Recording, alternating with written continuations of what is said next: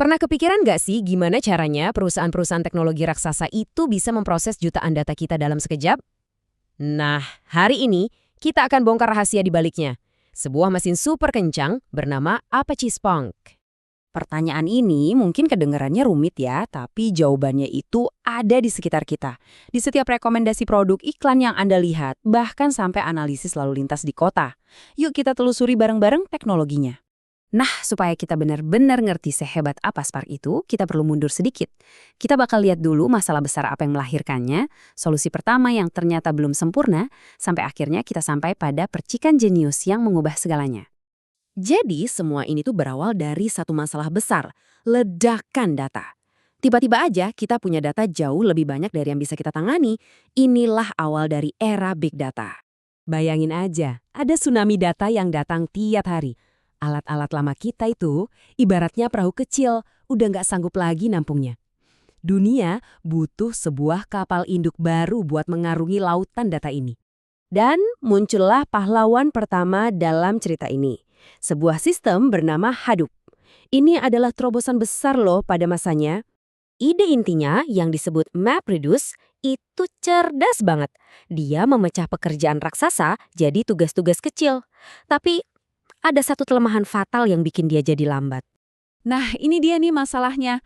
Setiap kali Hadoop selesai ngerjain satu tugas kecil, dia harus nyatet dulu hasilnya di hard drive sebelum mulai tugas berikutnya.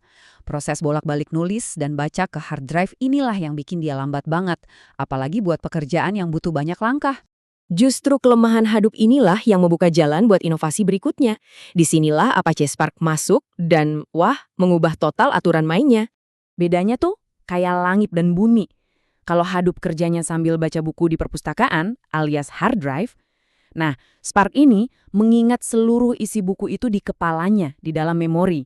Ya jelas, prosesnya jadi jauh lebih cepat. Rahasia di balik kecepatan Spark ini namanya RDD.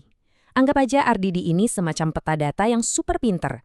Dia tahu persis di mana semua potongan data berada dan gimana cara memprosesnya secara barengan, tanpa perlu bolak-balik ke hard disk lagi. Pendekatan dalam memori ini cocok banget buat pekerjaan yang sifatnya berulang. Contohnya, melatih model machine learning. Data yang sama kan harus dianalisis puluhan, bahkan ratusan kali. Kalau pakai Spark, proses ini jadi kilat.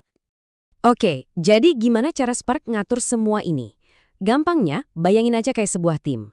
Ada otak atau manajernya yang disebut driver program, dan ada para pekerjanya. Biar makin kebayang, yuk kita masuk ke dapur restoran yang super sibuk.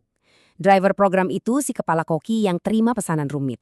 Dia nggak masak semuanya sendirian, tapi dia pecah resepnya jadi tugas-tugas kecil, potong bawang, panggang daging, terus dia kasih ke para koki lini atau worker notes buat dikerjain serentak. Hasilnya, makanan jadi jauh lebih cepat.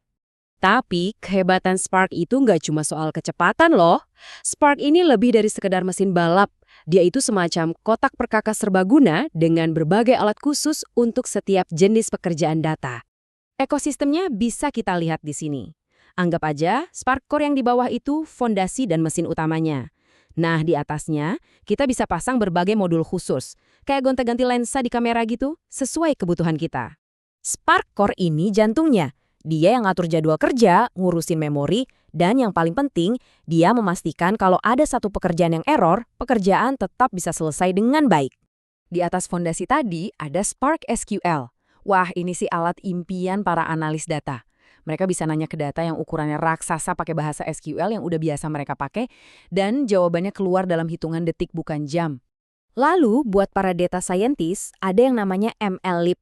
Ini kayak perpustakaan machine learning yang super lengkap dan memungkinkan mereka melatih algoritma rumit di data yang saking besarnya nggak akan muat di satu komputer. Oke, teorinya keren banget. Tapi di dunia nyata gimana? Beneran kepake nggak sih? Yuk kita lihat siapa aja yang bergantung sama kekuatan Spark setiap hari. Jawabannya, kepake banget. Dari raksasa teknologi kayak Yahoo sampai perbankan dan otomotif, Spark ada di mana-mana. Contoh paling gampang, buat analisis jutaan transaksi kartu kredit secara real-time untuk mendeteksi penipuan sebelum kejadian. Biar kebayang seberapa kencing mesin ini, Spark itu pernah mecahin rekor dunia loh. Bayangin, dia berhasil nyortir data sebesar 1 petabyte. Itu setara dengan video kualitas HD selama 13 tahun non-stop. Cuma dalam waktu singkat. Ini benar-benar bukti kemampuannya yang luar biasa. Jadi dulu kita itu kayak kejebak macet data. Sekarang, berkat Spark, kita seolah-olah ada di jalan tol super cepat. Ini kan jadi bikin kita mikir, dengan kemampuan pemrosesan secepat kilat ini, kira-kira inovasi luar biasa apa lagi ya yang bakal kita ciptakan selanjutnya?